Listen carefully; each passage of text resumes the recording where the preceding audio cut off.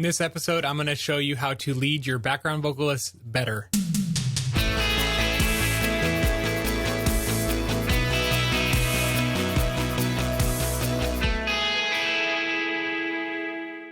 Hello and welcome back to the Worship Ministry Training Podcast, a monthly podcast for worship leaders and worship team members. My name is Alex and I'm so glad you are here. You know, leading vocalists is a tricky thing because I don't know about you, but most worship leaders, I was never professionally trained in vocals. I just happened to be able to sing. So how can I teach other vocalists how to sing better? And how can I lead background vocalists? And how can I deal with their different ranges? And how can I deal with different blending issues and different tones and vibratos and all that stuff, right? So in this episode, I'm going to show you how to lead your vocalists on your team to get a better result for your church, because musical excellence, yes, the music matters, but the vocals really matter, right? I mean, the vocals are the thing that is primary in a worship service. And so this episode will help you get a better result from your vocalists on your team. And this episode is actually from the Musical Excellence course that is found in the Worship Ministry Training platform. And there are 138 other lessons just like this one in the platform, and you can try it completely free. That's right, for 10 days, you can try the Worship Ministry Training platform for free. You can get access to all 10 courses. We have courses on musical excellence, on administration, on group communication, on team building, on set building. So if you're interested in improving as a worship leader, I would encourage you to go to worshipministrytraining.com and click one of the buttons that says Start Free Trial and just dive into the community and the courses and the live monthly trainings. Speaking of live monthly trainings, this month I will be doing a training on how to rebuild your team after COVID. So if you're interested in being a part of that live monthly training, you can also join the platform in July and join us. I think it's July 11th. So join us in the platform. Again, go to worshipministrytraining.com and sign up there. Also, I will be interviewing Andy Rozier from Vertical Worship this month inside the platform. So if you want to join us live on that call, you can also come inside the platform. In other words, join us. We would love to see you inside the platform. Again, you can try for free for 10 days. But let's get into this sample lesson from our Musical Excellence course. Our voices are a huge part of corporate worship. And so a key component of musical excellence is having excellent vocalists. If you want to have a musically excellent ministry, you have to train your vocalists to sing excellently. And in this video, I'm going to share with you some very simple but practical ways that you can help get the best out of the vocalists on your team. And just like the musicians, a lot of improving your vocalists has to do with giving direction, being clear, and resourcing them to succeed. So this is going to be a longer video. I'm going to give you 14 tips for leading your vocalists well. So settle in, get your notebook out, get a cup of tea, and let's dive into these points. Number 1, encourage your vocalists to warm up. Encourage your vocalists to warm up. Warming up your voice is not only good for your voice, but it actually helps you sound better too. You can sing higher, you can sing lower, you can sing longer, and with less effort when you warm up. And this is especially true early in the mornings, on Sunday mornings, when your voice has been dormant and sleeping through the night. So you need to encourage your vocalists to make warming up a priority and a habit. There are dozens, maybe hundreds of vocal warm-up playlists on Spotify, Apple Music, and even YouTube. So at my church, what we've done is we've bought multiple licenses to a vocal warm-up. I put it in a Dropbox folder and I sent it out to all of our singers so they can access that Dropbox folder. Some of them download those files directly to their phone, put them in Apple Music or their Android player, whatever the Android player is called, I don't know. But definitely send them links to vocal warm-ups that they can use so that they can get in the habit of warming up while they drive to church. If you want, an even better way to do this would be to do it as a group in the back before you go out on stage for rehearsal. So just 10 minutes before the band arrives, have your vocalists arrive early, and for 10 minutes, just warm them up, run through the warm-ups together, and encourage them in their breathing technique, encourage them to, sing, listen, all those things. Those are great little tune-up moments, those 10-minute windows in the back before the band arrives. So that's something you can try, but however you decide to do it, whether individually or in a group, make sure you're encouraging your vocalists to warm up. That's point number 1. The second way you can improve your vocalists is to assign parts based on ranges. Assign parts based on ranges. This is obvious, but it's important that you know your vocalists' ranges and where their voices work best. Okay. You can do an assessment during the audition process, or you can just figure it out over time. And you can call these parts by their traditional names, tenor, alto, soprano, etc. Or you can just know that, hey, this vocalist usually takes the third and the other vocalist always takes the top harmony, the fifth. Okay, you could just kind of mentally know that. But your vocalist should know their own range, and you should also know their range. And then you should assign them their parts based on their range. And not only should you know their range, but your vocalists should know each other's range. They should know each other's ranges so that they don't clash during rehearsal. They can say, okay, I know you usually take the third, so I'm going to take the top. Okay.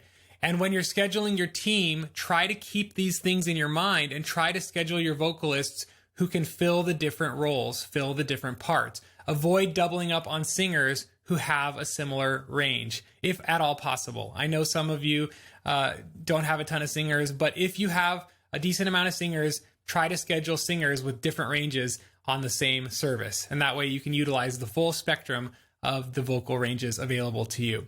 So that's the second way. The third way to get the most out of your vocalists is to schedule the strong with the weak. Schedule the strong with the weak. So when you're scheduling your teams, you want to look at your vocalists and you want to know, okay, these two are really strong and this one's not so strong. So what I'm going to do is I'm going to pair the not so strong singer with the two stronger singers so that those two stronger singers can pull up the weaker singer. What you don't want to do is flip that equation. You don't want to put two weak singers and then they pull your stronger singer down. No, you want to put two stronger singers and they pull your weaker singer up. So consider that when you're scheduling. For us at our church, we have a Thursday night service that's less attended, and we have Sunday morning services that are very attended. And so what I try to do is every Sunday, I make sure I have 3 of my strongest background vocalists.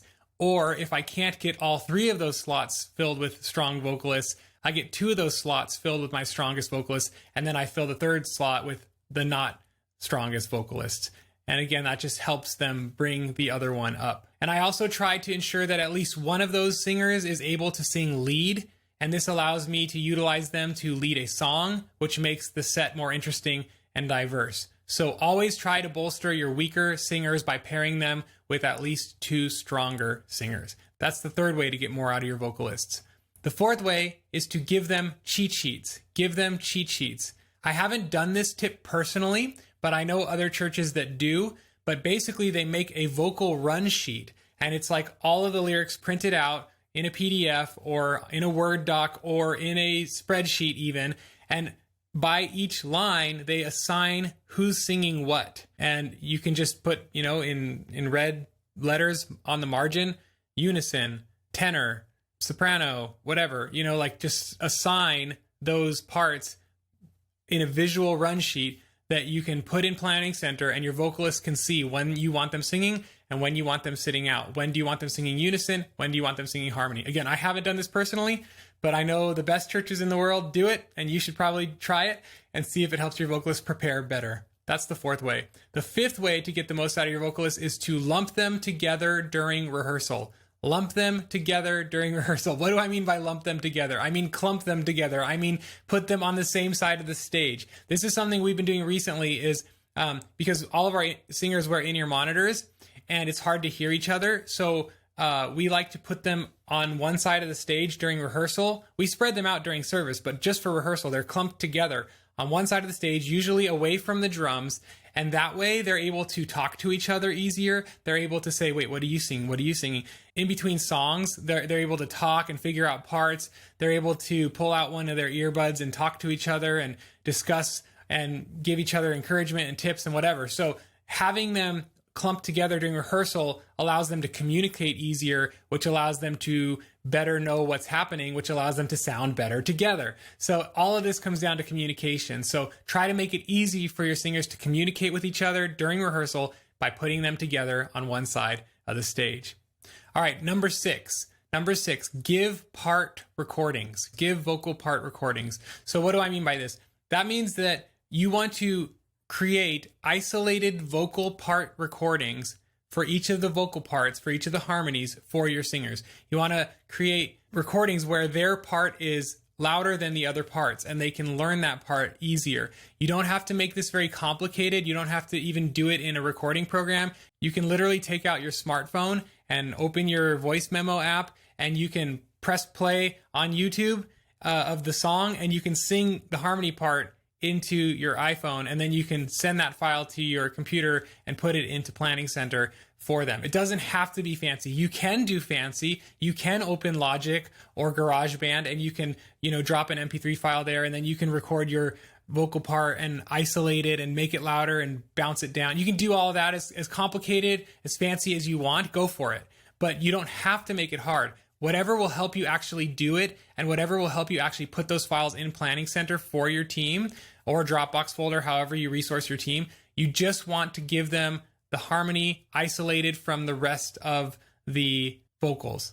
And that means just slightly louder. It doesn't have to be, literally isolated. That would sound really weird, but you want the harmony to be more audible than the rest of the instruments. So if you can do that for 2 harmonies per song, and you don't even have to record the whole song if you don't want, you could just record the key harmonies. Like, okay, we're going to record the chorus and we're going to record the bridge. And you do the tenor and you do the alto or the soprano, whatever. And you upload each of those files individually to Planning Center so that they can reference them, learn the parts easier, and come prepared to rehearsal. So that's the 6th way to get more out of your vocalists. Here's the halfway point. The 7th way to get more out of your vocalists is to talk through who is singing where. Talk through who is singing where. So what do I mean by this? I mean that before you start rehearsing a song, you take 30 seconds and you talk through who's singing what. So, okay, guys, I'm going to lead verse 1 by myself. Verse 2, let's have Sally come in with me singing harmony.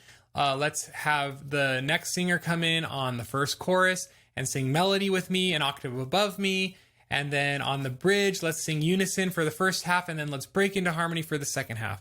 So you basically just take 30 seconds before your band starts rehearsing the song at rehearsal, and you explain what you want each singer to do and when. And when you give this direction, you give this clarity, it allows people to know what you want, and it allows them to succeed in fulfilling your wishes. So number 7 is talk through who is singing where. Number 8, the 8th way to get more out of your vocalists is to build your song through layers. Build your song through layers. So what do I mean by this? I mean, just like musicians should build a song as it progresses, you need to do the same with vocals. You should not have everybody singing right at the top, full blast, full harmonies on the first verse. Okay, then you have nowhere to go.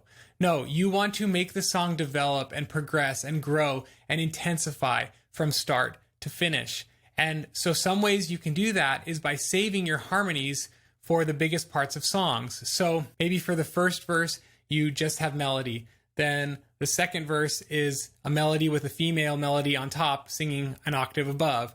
And then the first chorus, you bring in 1 harmony. And then the second chorus, you bring in all 3 harmonies. And then the bridge, it's 3 harmonies plus a top melody. And then, so you want to make the song grow by adding more harmonies as the song intensifies and progresses. Okay, so save your harmonies, especially save your third part harmony for the biggest parts of your song. It's okay if for the first part of your song, you have 2 singers singing the same harmony. But then when you get towards the end of the song, have one of those singers jump up to the third part. You want to save those biggest parts for the end of the song when it's most intense and most impactful. Because if you give it all away too quickly, the listener will become bored and disengage. So save it, space it out, build the song through layers. The 9th way to get more out of your vocalists is to use the top or the bottom melody doubling. Use top or bottom melody doubling. This is something that really helps add all of those layers without giving away the farm too early. And what I mean by this is, let's say I'm leading a song that has a lower range in the verse. So for verse 1, I'm singing by myself, lead vocal, it's low. But in verse 2, if I have a female double my melody an octave above me, it really adds a lot. And I use this in songs like Goodness of God. I love you, Lord. It's like really low. And then the girl goes, I love you, Lord, will you mercy? And it's like we're both singing the melody. You don't want to do that right at the top of the song, but you want to add that maybe at verse 2. Same thing, Battle Belongs. It's like, when all I see are the ashes, you see the beauty. And she's singing it an octave up. And this can be done the opposite way too, when the female is leading. So she might lead the verse alone, but when she gets to the first quiet chorus, like let's say, Waymaker, miracle worker. And I'll be like, Waymaker, miracle worker. I'll double below her and add the warmth and some body and some resonance that's found in the male vocal range. So try using top or bottom melody doubling next time you're arranging your vocals. It's very helpful. Number 10, highlight certain phrases in verses. Highlight certain phrases in verses. What does this mean? This means that when you're singing harmony, you don't need to sing harmony for every single phrase, especially in the verses, because it can kind of lose the magic. But what you can do is you can kind of paint certain phrases. You can color certain phrases by harmonizing only that phrase. So the lead vocalist sings the first part of the phrase, and then you come in for just 2 words of it. Or the vocalist sings one line of the verse, and then you sing the second line with them in a harmony. So you're just painting or coloring certain phrases, not the entire verse. So this is really cool, and it can really create some nice ear candy. And so try that. Some verses this sounds great doing, other verses it doesn't sound great, so you'll have to do some trial and error and figure out which songs it works best for. So try highlighting certain phrases, and that will help you get more out of your vocals. Number 11, do a backstage vocal run-through to tighten up phrasing. Do a backstage vocal run-through to tighten up phrasing. So this is something we started doing recently where we get our singers out on stage, we get the band out on stage, we run through one song, everybody mixes their ears so they have a good mix, and then the vocalists go backstage and the band stays on stage. And the band runs through the music and runs through the songs without the vocalists, and the vocalists run through the songs in the back without the band. And they play the song on Planning Center, and they sing along, and they listen to each other, and they talk through their parts, and they dial things in, and they listen to the phrasing, listen to the timing, they try to match it, and they try to just sound really good and blend really well together. And then after they run through the whole set with Planning Center, sometimes they'll just sing the choruses and the bridges together, and then they'll come back and join the band on stage. But basically, you have 2 separate rehearsals going at the same time. One of them is dedicated to tightening up your vocals. And the reason why it's helpful is because they're not wearing their in-ears, they're in a clear acoustic environment, and they can really hear each other better. And this helps them find out if they are tight and together in their timing and their tone, which every background vocalist should focus on, tone and timing. All right, number 12, focus on blend. Focus on blending. So what do I mean? I mean the start and stop of your words, like when you start a word, when you stop a word, the timing of your words, the tone of your words. How warm are you? How harsh are you? The background vocalist is supposed to perfectly mimic the lead vocal. They are supposed to disappear around the lead vocal. They're supposed to match the lead vocal so well that the background vocalist disappears into the background. That's why it's called background vocalist. You're supposed to fade to the back, and you fade to the back by not sticking out in the front. You fade to the back by so perfectly matching the tone and the timing of your lead vocalist that nobody can really hear you except that they kind of feel you, they sense you, they notice the harmonies, but they don't notice you. And that's how you play your role really well. And so you need to listen actively. We've talked about this in this course already, but actively listen to the lead vocalist. And they should focus on where is the lead singer starting the word, when is the lead singer stopping the word, and they should try to mimic the timing exactly. And you should also listen to the intensity and the tone of the vocalist, the timbre of the vocalist, and try to match that as well. Is the vocalist mellow or is it intense? You want to match that. You want to match the intensity of your lead vocalist. And this takes active listening. So you need to listen to your lead vocalist. I talked about it like a computer program. You want to listen, the input goes in, your brain analyzes exactly what it's hearing, and then your voice matches it perfectly. That's how you want to approach singing background vocals. It's almost more about listening than it is about singing. So learn to listen, and then definitely kill any vibrato, because that will clash, because nobody can really do vibrato exactly at the same wavelength. So cut the vibrato, sing to straight tone and straight notes, and then soften the edges of your consonants. As a background vocalist, you don't want to be like ch, t, s, k. You want to soften your consonants a lot. And you want to, certain consonants you don't even need to sing at all. Like you don't even need to sing a t, because to match the lead vocalist t, it's not going to match. You're going to be like t, t. So for certain words, just cut the consonants out completely at the end of words and just be more of a tonal quality behind the lead vocal. So work on your blending. Okay, 2 more tips for how to lead your vocalists well. Number 13, encourage them to sing off mic, to smile, to clap, and to raise their hands. Sing off mic, smile, clap, and raise their hands. So your vocalists are usually not holding an instrument, so they can help lead the church in the postures of worship. Through their body postures, through their facial countenance, they can help be demonstrative in worship more than someone who's holding a guitar or a bass or drumming. So you want to encourage your singers to help demonstrate for the church what engaged worship looks like. So just because a singer isn't supposed to sing on a certain part of a song doesn't mean they should close their mouth. They shouldn't just be standing there when they're not singing. They should be singing when they're not singing, but they should just keep their microphone down at their side. And they should demonstrate singing along with the song, even when it's not their part to sing into the microphone. So while they wait for their part, they should and they can sing along with the church and just hold their microphone down by their side. But encourage your vocalists to sing for the whole set, encourage them to smile, encourage them to raise their hands, and encourage them to demonstrate for the church what it looks like to be engaged in corporate worship. All right, lastly, number 14, give direction. Give direction. You as the leader need to not be shy about what you want. Please communicate. It helps everybody if you communicate. Don't leave things up to chance. Just like you give direction to your band and ensure that they're playing the right parts, you must do the same for your vocalists. Don't be ashamed to say, hey guys, I'm hearing something sounding off.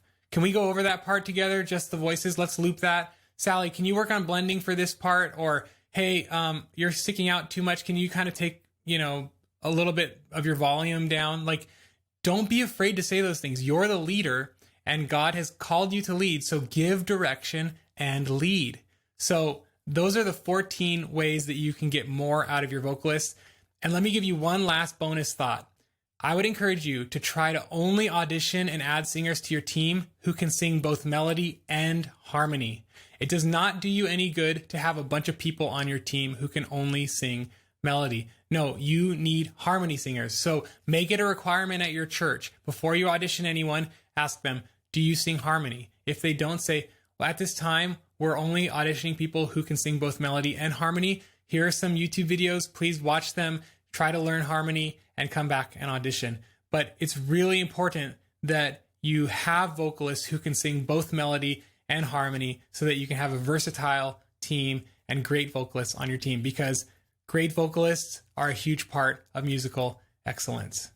All right, I hope this episode was helpful to you. If it was, please help me by passing it on to a friend. If you're watching on YouTube, hit the like and subscribe button and the notification bell icon so you can be notified of all future episodes being released, and let's keep growing together. Remember, this was a sample lesson from our musical excellence course, which is found within the worship ministry training platform. There are 138 other lessons about different topics that are just as impactful and insightful as this one. So if you liked this one, dive into the free 10-day trial and check out the rest of the lessons in the platform. Go to worshipministrytraining.com and click the Start My Free Trial button. All right, hope to see you guys inside the community. Otherwise, I will see you next month for another helpful episode, but God bless you, and thank you for letting me be an encouragement to you.